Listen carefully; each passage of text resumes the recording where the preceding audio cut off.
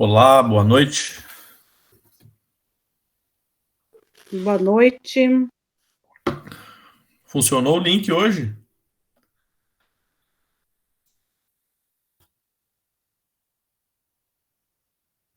Aline, eu acho que eu tenho que te mandar sempre, né? Mas funcionou direto? Ai, desculpa, professor, o meu nunca funciona, não sei por que que não funciona. Aí eu pedi para uma colega me mandar. Ah, tá bem.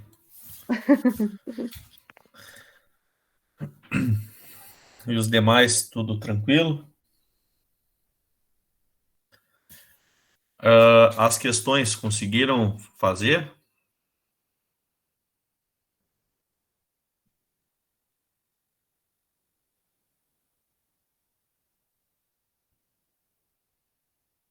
Tentaram? Não tiveram tempo?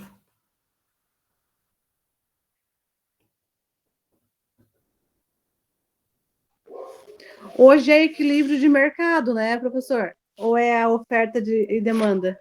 Oferta e demanda. Ah, tá. Uhum.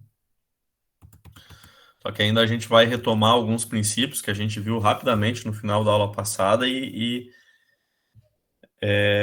retomar aquelas questões lá, tá? Algumas delas. A gente discutir aqui em aula para vocês conseguirem desenvolver depois elas, né? Sozinhos. Alguém tentou fazer ou não?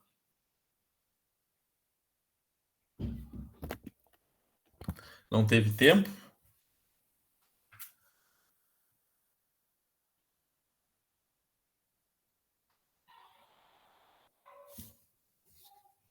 Hum?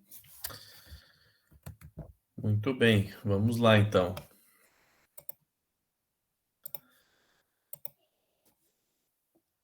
Acho que nós paramos aqui.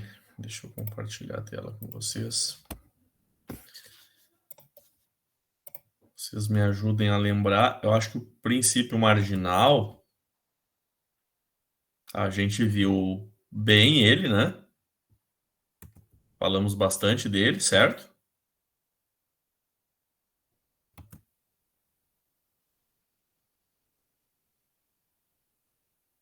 O que tá vendo com vocês hoje, pessoal? Tá todo mundo quietinho?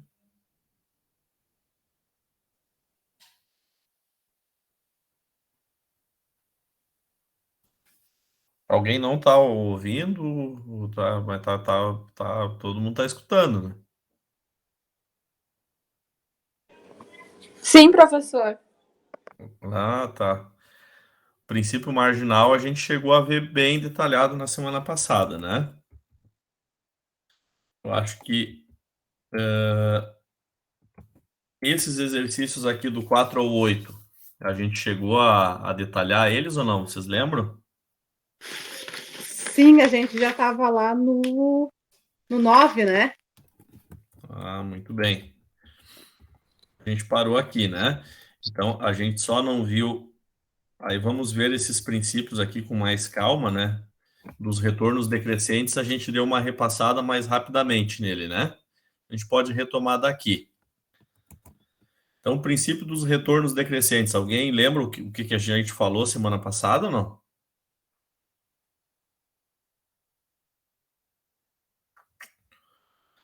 Lembra que eu dei o exemplo, né? Eu tenho um computador na minha empresa e eu contrato um funcionário para trabalhar nesse computador. Tá? Digamos que ele vai confeccionar 10 documentos por dia, utilizando esse computador. E eu penso assim, não, eu preciso aumentar a minha produção de documentos. 10 documentos por dia está pouco. Vou contratar mais um funcionário. No momento que eu contrato mais um funcionário, a ideia é que a minha produção aumente. Só que o princípio dos retornos decrescentes, ele diz o seguinte: à medida que eu aumento somente um fator de produção e deixo os demais fixos, ou seja, contrato mais um funcionário, porém a gente só tem um computador, a produção total vai aumentar. Porém, a produção individual ela vai diminuir. Ou seja, um funcionário confecciona 10 documentos. À medida que eu tenho outro funcionário, esse funcionário vai ter que dividir o computador comigo, porque só tem um computador. Então, talvez a produção de documentos total vai aumentar para 18 documentos por dia.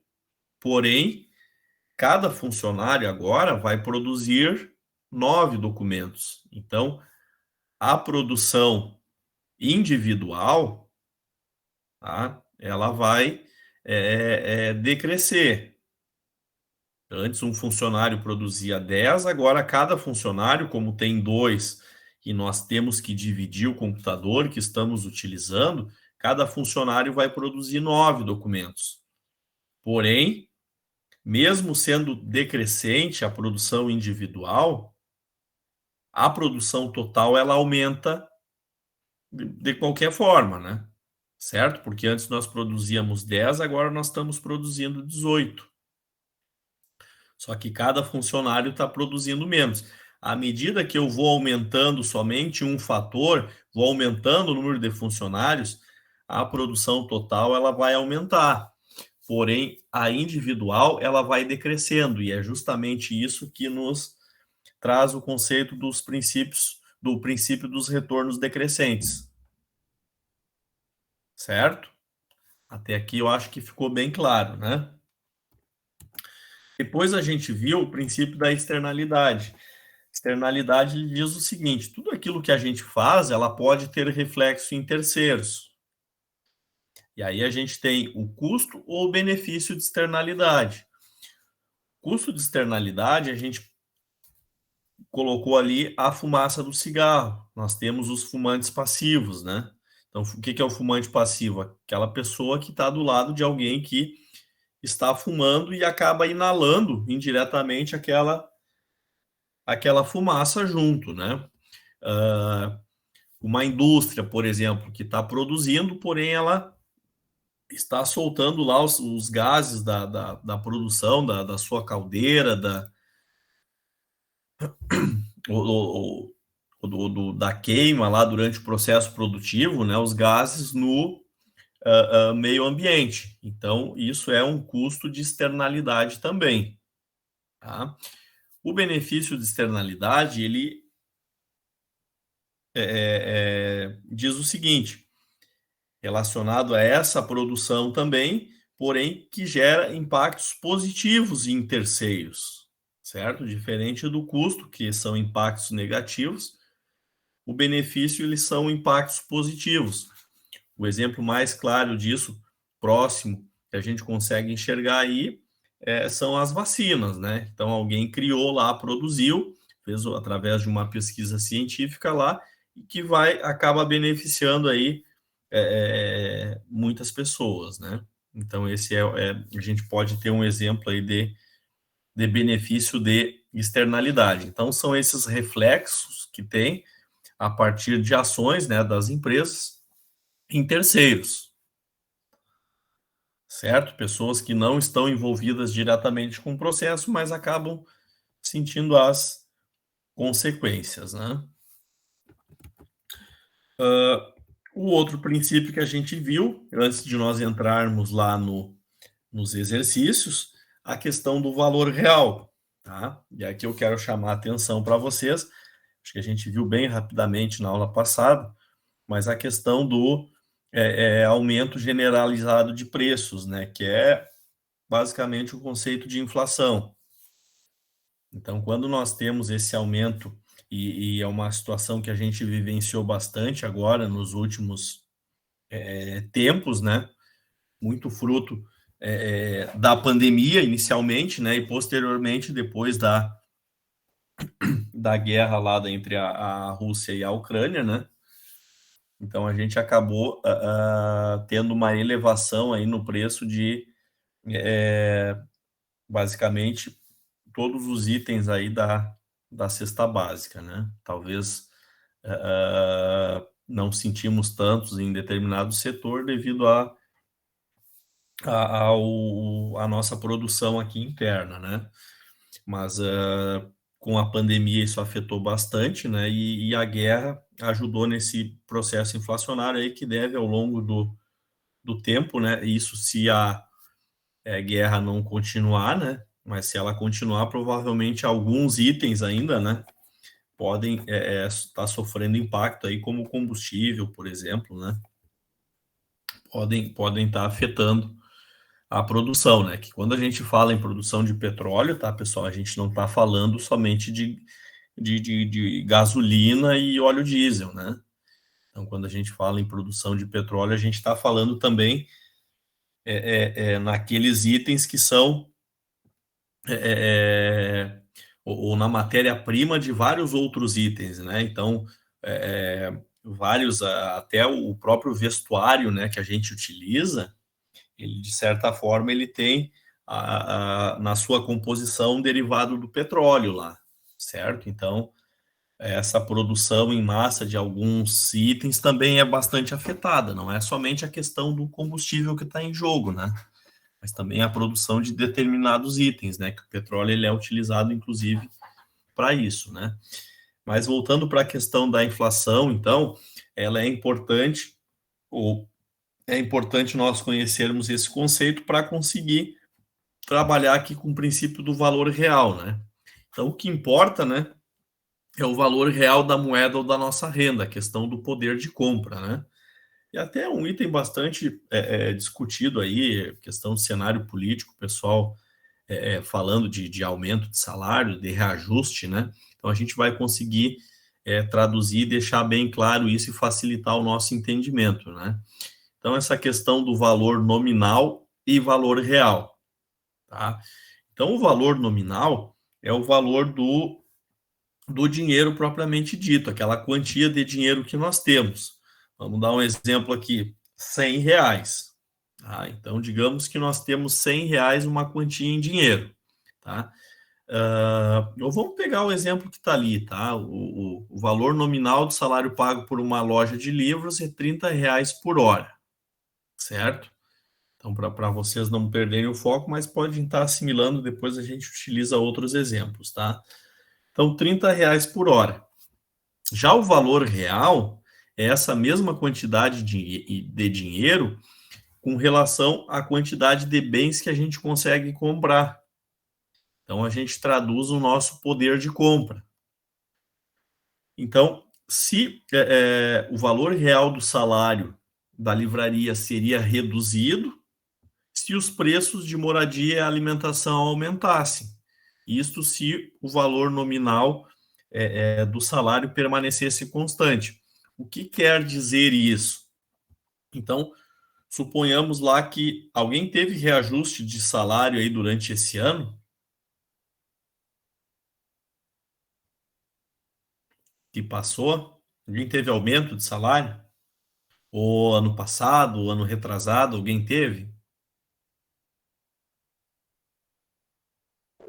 Eu acho que tive um reajuste, porque aumento não foi. Tá. E aí vamos explorar um pouco mais isso. Por que tu acha que foi um reajuste, não foi um aumento? Porque foi ali naquele mês ali de abril, maio, eu acho que é o dissídio, né?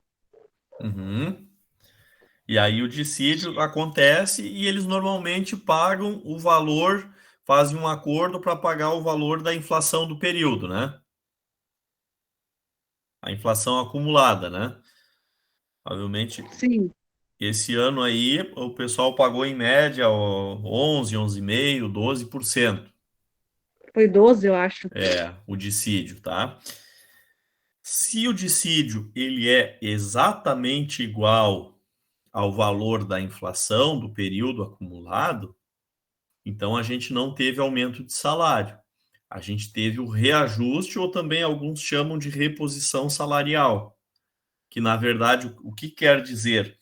Se eu pegar, se o salário fosse R$ 1.000, certo? Então eu vou lá no mercado hoje, eu consigo fazer uma baita cesta básica lá incluindo,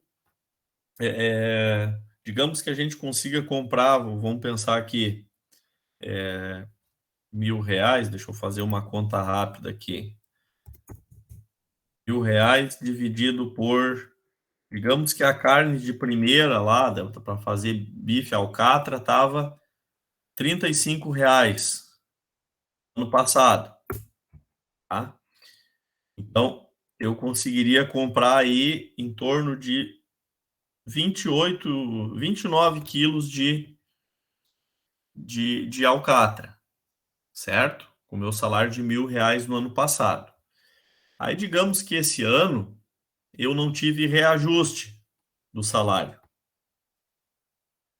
E o mesmo corte de carne lá, ao invés de 35, ele passou para R$50. Então, se no ano passado eu conseguia comprar 29 quilos de alcatra com esses R$1.000, esse ano eu consigo comprar apenas 20, se o preço dele passou para R$50. Ou seja, eu perdi poder de compra ao longo do tempo. Então, o meu valor nominal do salário ainda é os mesmos R$1.000 que eu recebo. Porém, o valor real dele, o poder de compra, ele reduziu. Antes eu comprava 29 quilos de carne, agora eu consigo comprar somente 20 quilos de carne. Vocês conseguiram entender essa diferença do valor nominal para o valor real? A gente atrela isso ao poder de compra, a quantidade que nós conseguimos comprar de determinado item, né? Ficou claro para vocês isso?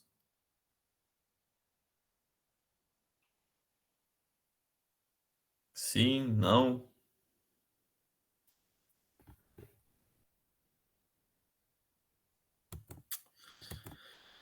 Então tá bueno, vamos lá. Eu acho que a gente parou aqui na 9, né? Certo? Se alguém me confirma aí para a gente começar vendo essas questões a partir da 9 aqui. Isso aí, foi na 9. Então, a questão 9 ali. Quando um fabricante de mesas contratou seu 20º funcionário, a produção de sua fábrica aumentou em 5 mesas por mês. Se a empresa contratar mais 2 funcionários, o 21º e o 22º, você esperaria que a produção aumentasse em 10 mesas por mês? O que vocês acham? Ele tem o 20º funcionário lá, produz 5 mesas. Se ele contratar mais 2 funcionários, a produção vai aumentar em 10 mesas por mês?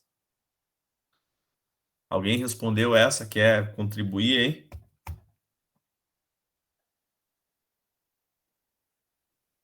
Quer chutar? Ali como o senhor, desculpa se é senhor, se é você. Tanto faz, veja que ficar Tanto faz. melhor para vocês, né? Ali como colocou antes que se fosse...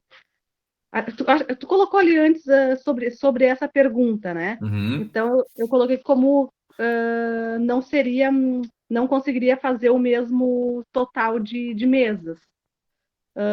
Pois daqui a pouco o funcionário vai ter menos espaço, a produção dele individual diminuiria, né? Exatamente, muito bem. Tá de parabéns, ganhou uma estrelinha aí. Graças. Só uma observação, né?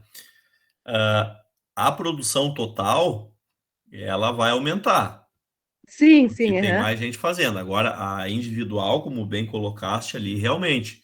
Então, segundo o princípio dos retornos decrescentes, à medida que eu só for adicionando funcionários, esses funcionários eles vão ter que utilizar aquelas máquinas que tem lá.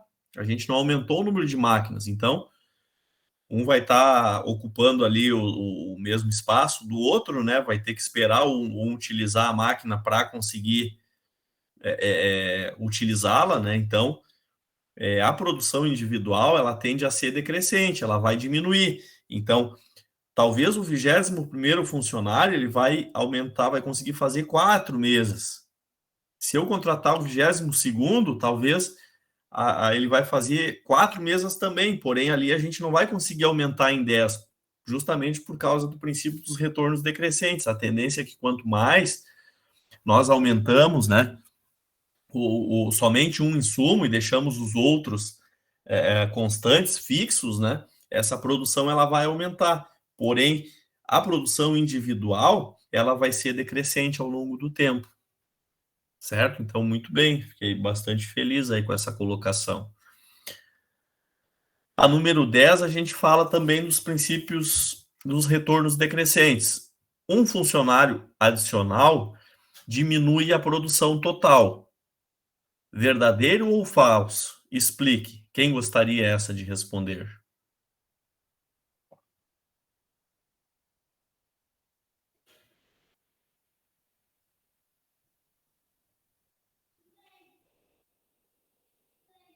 Ninguém?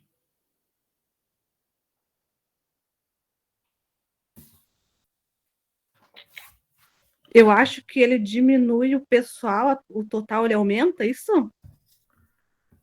Isso, a produção total aumenta. Ele aumenta. Aham. Ele vai aumentar a produção total. Então, ele é falso ali nessa exemplo, né? Porque a gente Isso, vai falso. adicionar um funcionário, a produção total ele vai aumentar. O que vai diminuir é a produção individual da pessoa. Que agora, lembrem sempre do exemplo que eu dei lá, né? O cara usando o computador, certo? Se eu contratar mais e um funcionário, ele vai produzir 10 documentos. Se eu contratar mais outro funcionário, talvez a gente vai produzir 15 documentos total. É mais do que 10, então vai aumentar. Porém, a produção individual de cada funcionário vai diminuir, porque um vai ter que esperar o outro utilizar o computador para.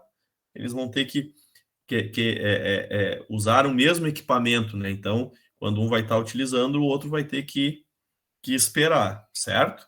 Então, essa aí é bem prestar bem atenção no conceito ali para entender bem, né? A produção total aumenta. Então é por isso que é falso. A individual, segundo o princípio dos retornos decrescentes, é que diminui. Tá?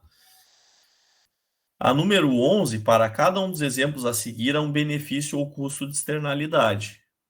Tá? Então a gente tem que dizer agora se é custo ou benefício de externalidade. Isso aqui eu gostaria que mais o pessoal participasse aí, tá, pessoal? Cada um falasse uma aí.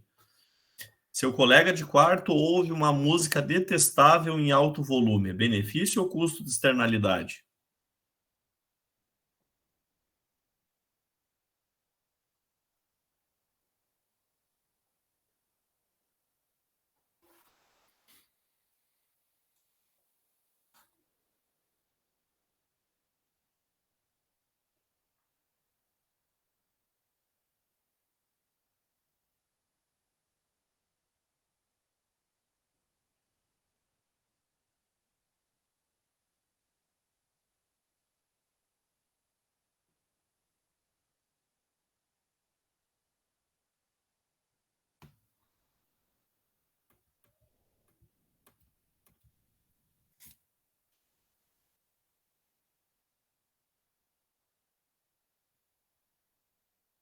Vocês estão aí? Pelo menos fala aí, não sei.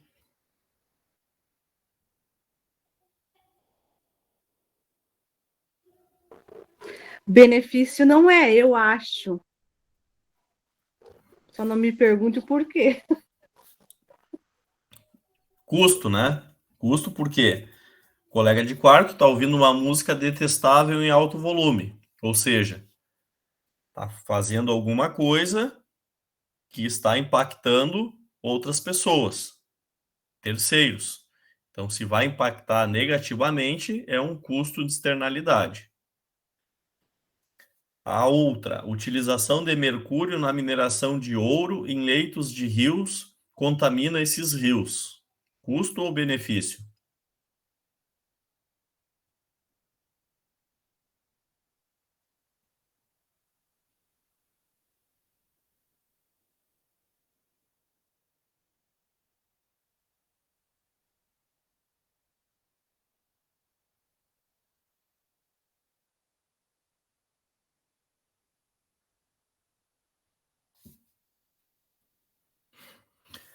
cara tá utilizando mercúrio lá na mineração, né? Hoje é realmente proibido, né? Mas ainda há quem o faça, né?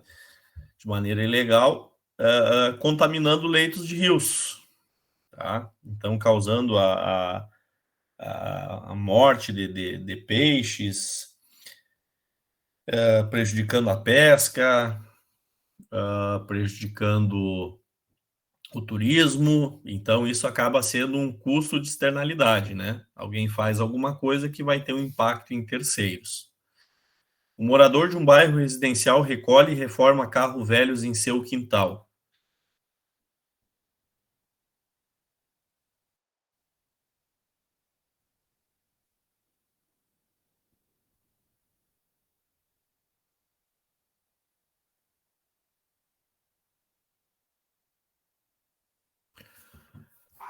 Benefício? Por que benefício?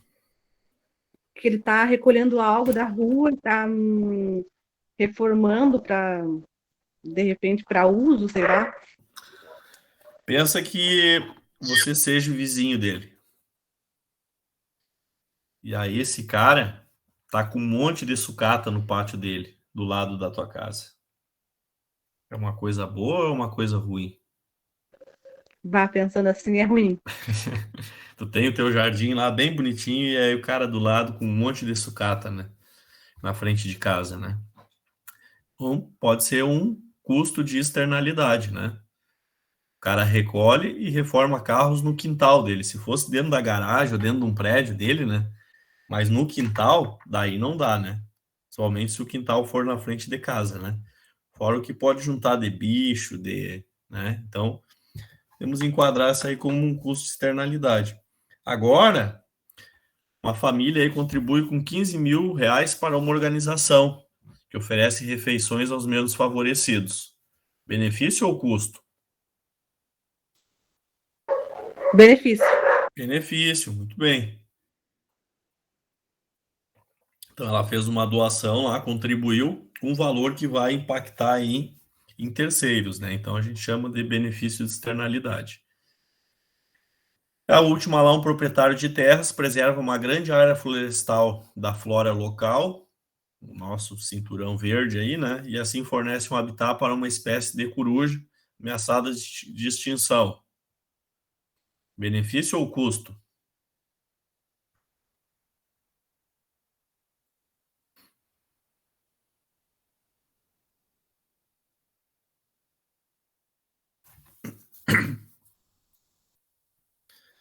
Benefício, né, pessoal? Então, o cara preservando uma grande área florestal, certo? E ainda preservando um animal aí de extinção, com certeza vai beneficiar, seja para o turismo, né? Ou seja, para a questão ambiental, a questão das árvores lá, do contribuir com o não aquecimento, né? Com a qualidade do ar daquela região, então acaba sendo impactando aí positivamente nas pessoas, em terceiros, né? Então, benefício de externalidade. Certo? Tranquilo essas questões aqui? Posso passar para a seguinte, se alguém ficou com alguma dúvida, essas três.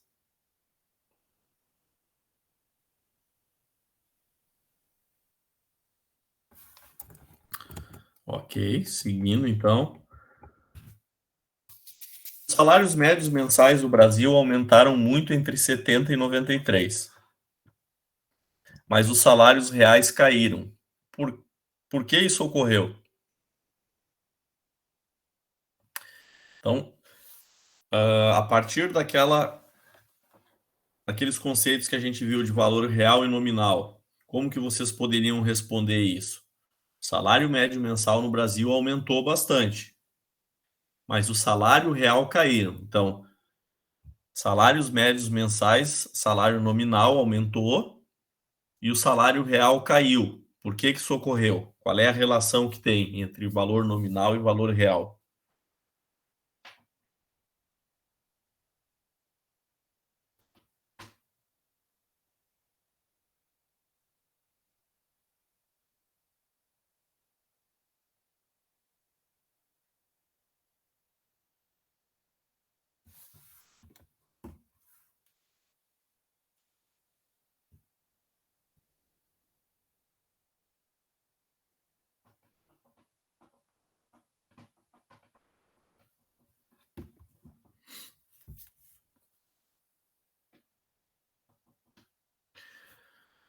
Então, salário médio mensal, ele aumentou.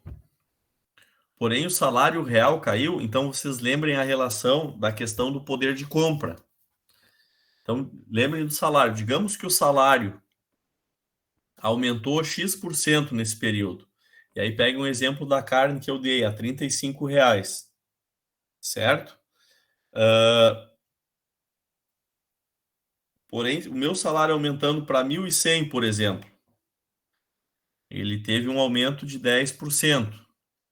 Agora, digamos que o preço da carne passou para R$ 70 o quilo, ou seja, ele teve um aumento de 100%. Ou seja, mesmo o salário aumentando, o nosso poder de compra vai cair se as coisas aumentarem muito de preço, aquelas coisas que nós compramos. A inflação, se a inflação do período acumulada ou dos produtos que a gente consome aumenta muito, o nosso poder de compra ele diminui. Então, se o nosso salário ele é reajustado sempre pela inflação, na verdade a gente não tem um aumento de salário, aquilo que eu falei para vocês, a gente tem uma reposição salarial, certo?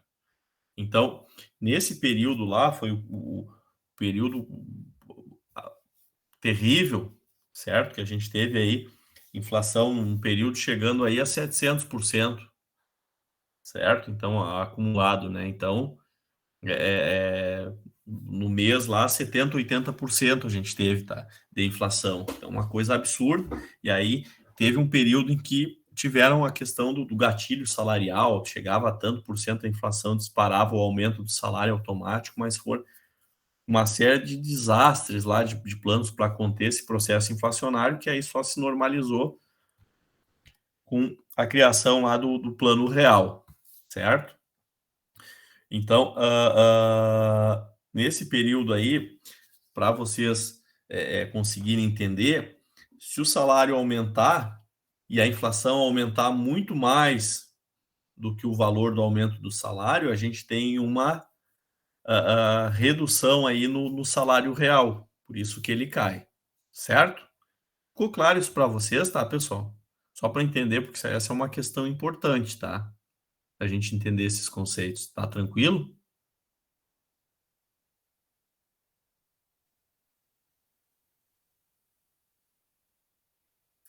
Vocês precisam tentar fazer também essas questões, tá, pessoal? De conseguir dar andamento aí. Suponha que seu salário dobre e o preço de todos os bens de consumo também. Você ficará em melhores condições de vida, piores ou iguais? Essa aqui eu quero que todos vocês respondam para mim aí. Só digam se ficou pior, melhor ou igual. Eu acho que iguais. Próximo. Karine, Larissa, Luana, Camille. Deixa eu ver quem tá mais. Adriana, Josué. Melhores, iguais ou piores?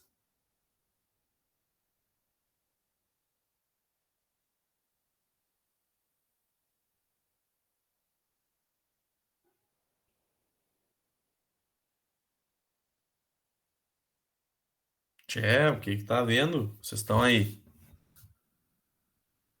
Acho que só tá eu e a Aline na aula hoje. Tem que fazer a chamada e o pessoal vai responder.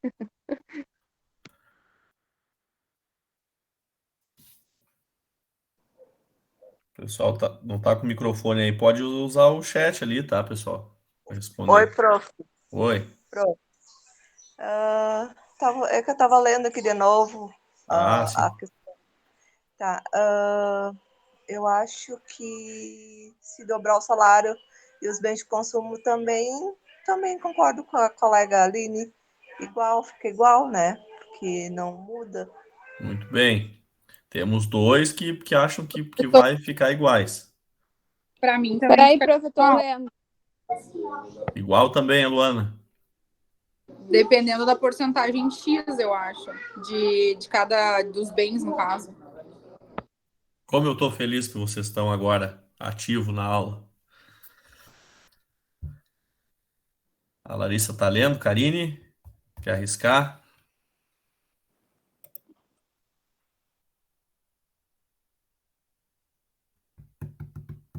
Camille?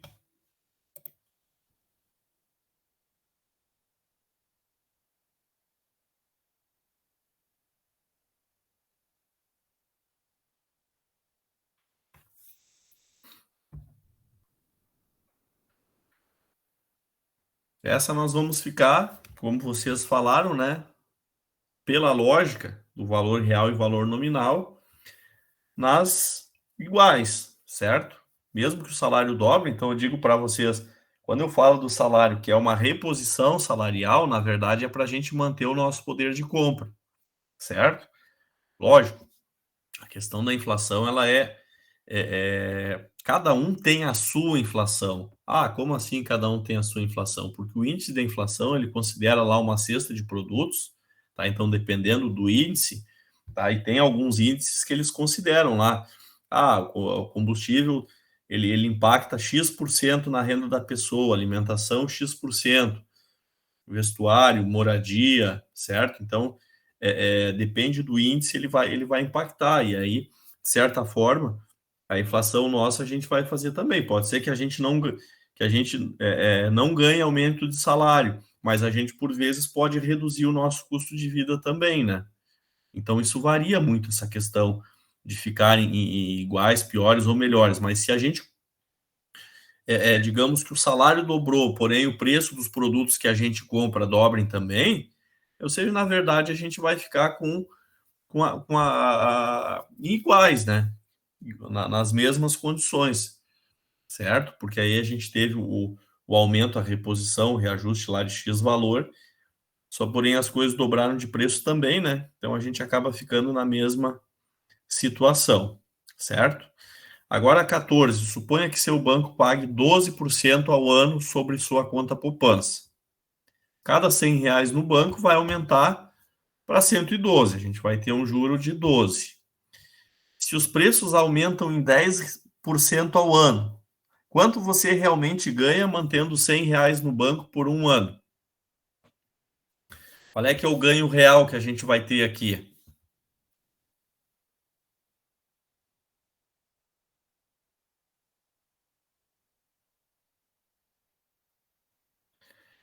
Então, se a gente tem uma inflação lá de 10% ao ano e os R$ 100 que a gente deixou no banco lá para render 12%, na verdade, a gente tem que descontar esse valor da inflação do período. Então, o nosso ganho, ele não vai ser 112, porque aí a gente vai ter que descontar a perda do poder de compra, né? O valor da inflação do período.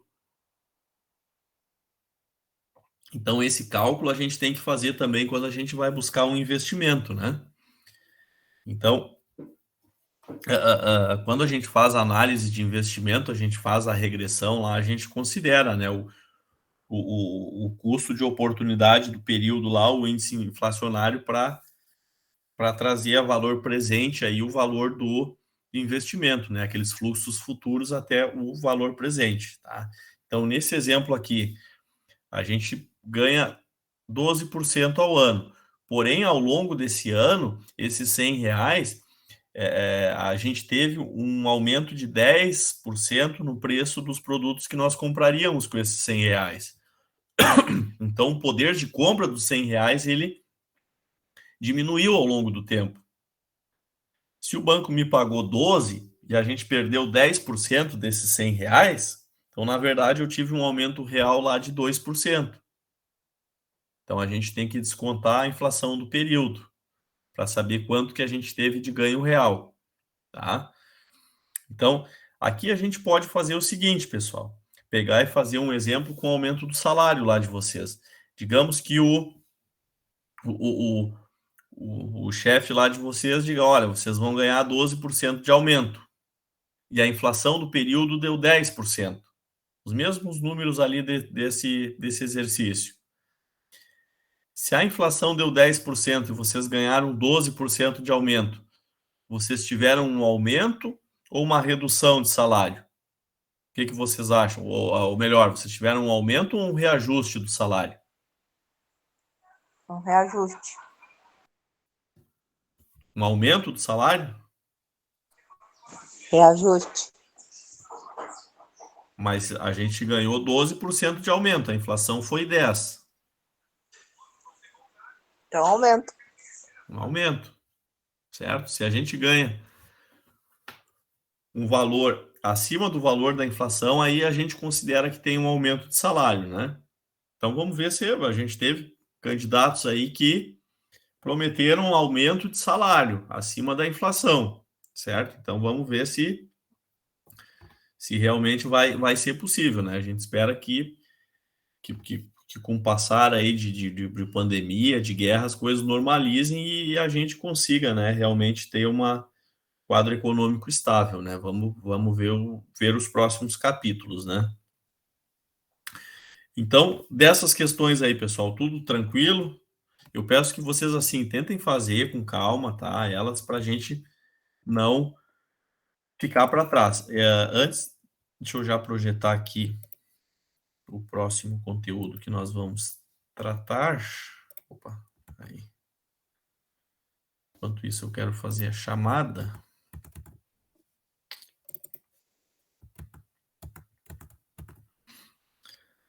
Caroline? Não. Daniela Santos?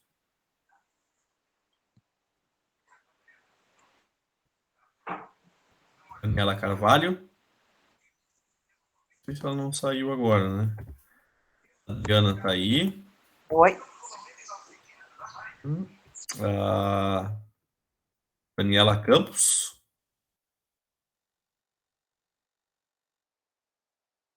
O Matheus? Tá aí. A Camille?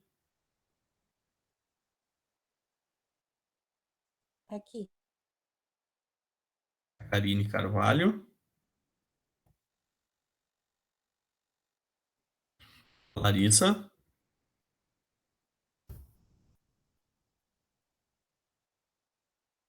Larissa P.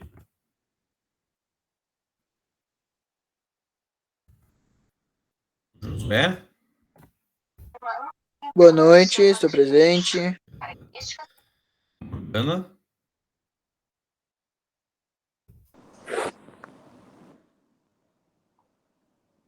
Me chamou, prof. Sim. Tô aqui. Bem, a Luana? Oi, tô aqui. Aline? Viralov? Não tá hoje, né? Só a Aline Jax, certo? Oi, sim. Então tá bueno. Deixa eu compartilhar aqui.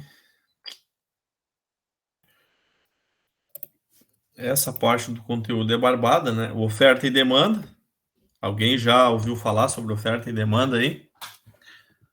Provavelmente sim, né? Em várias disciplinas.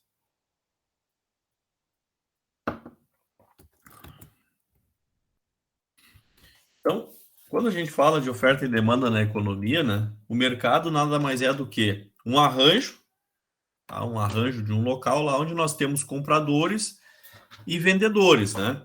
E entre esses compradores e vendedores, a gente tem a troca de dinheiro lá por produtos. Tá? Aqui a gente vai ver um pouquinho essa questão do modelo de oferta e procura, né? Então, para a economia, principalmente para a microeconomia, é uma das ferramentas aí mais importantes de análise, né? Para saber como que os mercados vão estar operando. Aqui a gente vai conseguir avaliar como o preço dos bens e serviços são afetados pelas demais mudanças aí da economia. A gente vai ver a questão das alterações climáticas, variação da renda, inovação tecnológica, impostos, regulamentações e as preferências do consumidor. Então, o modelinho de oferta e demanda que nós vamos utilizar para analisar um mercado perfeitamente competitivo. E aqui tem um porém, né? O que é um mercado perfeitamente competitivo? Quando nós temos um grande número de pequenas empresas, todas produzindo produtos aí muito semelhantes, tá? Só que elas não têm a capacidade de afetar o preço do mercado de um bem que produzem, né? Então, essa é uma característica bem importante aí para a gente atentar. Então, nenhuma dessas empresas ela tem o poder de estar alterando o preço, né? Então, quando a gente trabalha com esse modelo de oferta e demanda, nessa análise, a gente vai focar no mercado perfeitamente competitivo, né? Que a gente diz que uma empresa não consegue impactar no preço do mercado.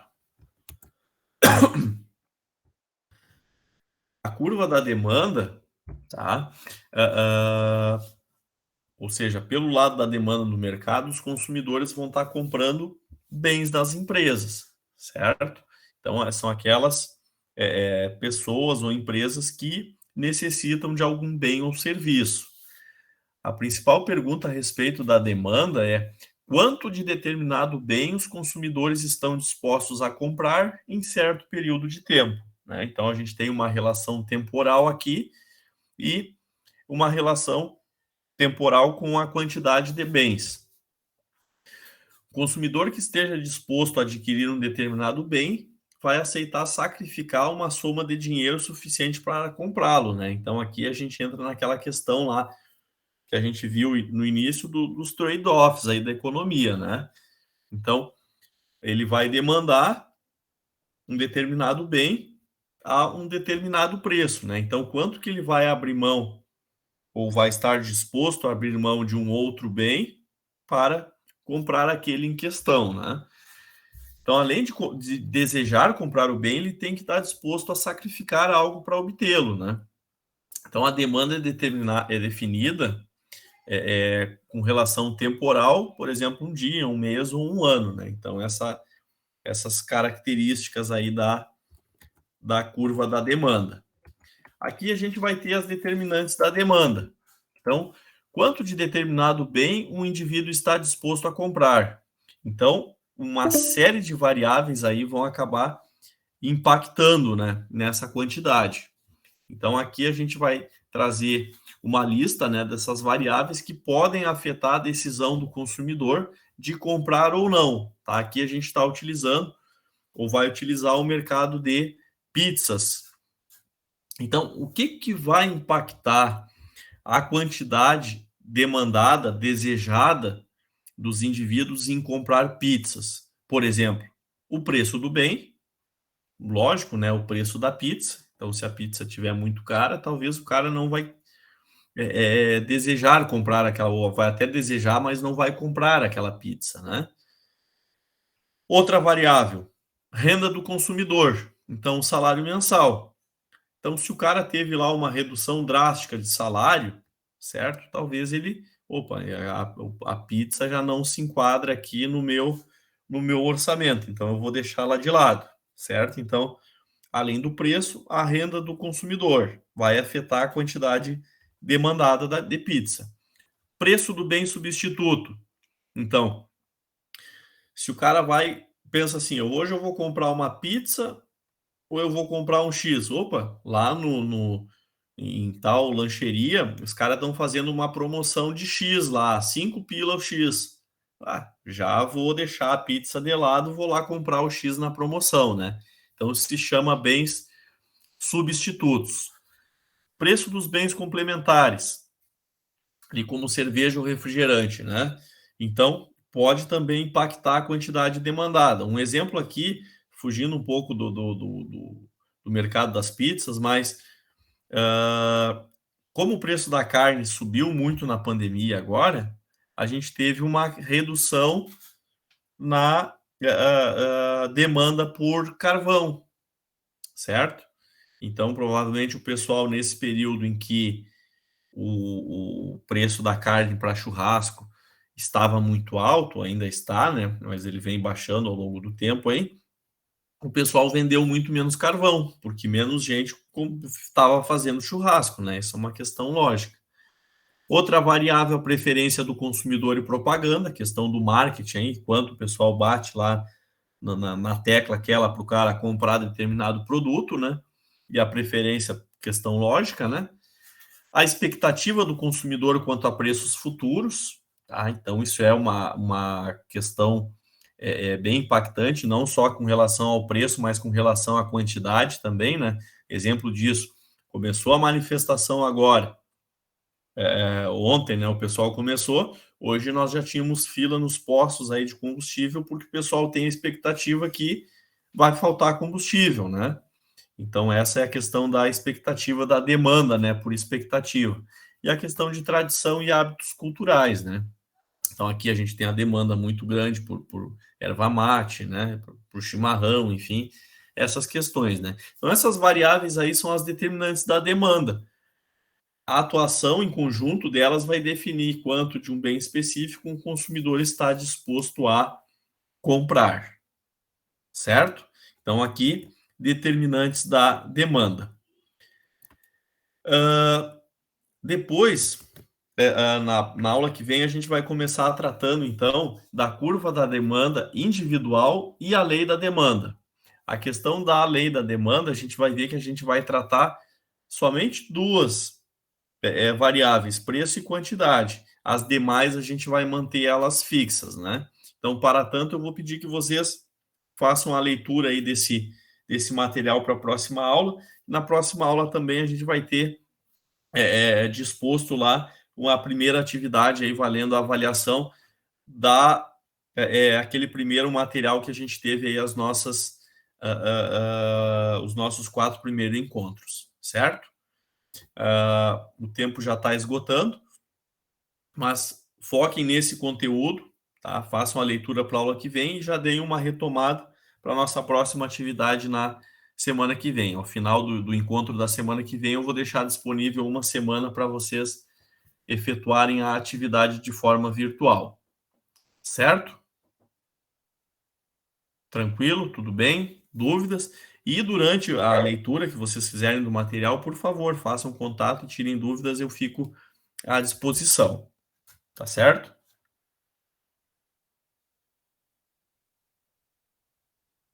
Tá bem, pessoal? Certo, aham. Um bom feriado para aqueles que tiverem feriado amanhã, tá certo? E fico à disposição, façam contato aí, não deixem de fazer a leitura do material. Importante aproveitar que vocês estão quentinhos agora e refaçam aquelas questões lá que a gente conversou em aula hoje, tá bem? Uma boa noite aí, bom resto de semana para vocês. Boa noite.